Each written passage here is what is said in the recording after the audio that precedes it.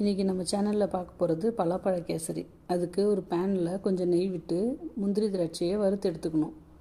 அதுக்கப்புறம் கொஞ்சம் பலாப்பழத்தை கட் பண்ணி அதையும் தனியாக வறுத்து எடுத்துக்கணும்.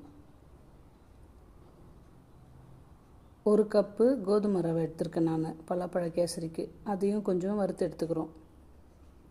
அதுக்கப்புறம் ஒரு 6 சொலக்கிட்ட பலாப்பழத்தை நல்லா பேஸ்ட் பண்ணி அதையும் தனியாக வதக்கி எடுத்துக்கிறோம் நெய்யில். இப்போது ஒரு கப்பு கோதுமை ரவைக்கு 2.5 கப்பு தண்ணி விட்டு 3/4 கப்பு சர்க்கரை போட்டு நல்லா கரைச்சி கொதிக்க விடணும்.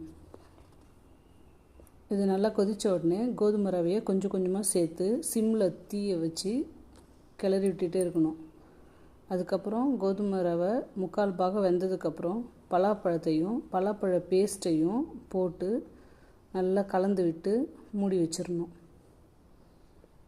இது நல்லா கலந்ததுக்கப்புறம் வறுத்து வச்ச முந்திரி திராட்சையை போட்டு எடுத்தால் பலாப்பழ கேசரி ரெடி. தேங்க்யூ ஃபார் வாட்சிங்.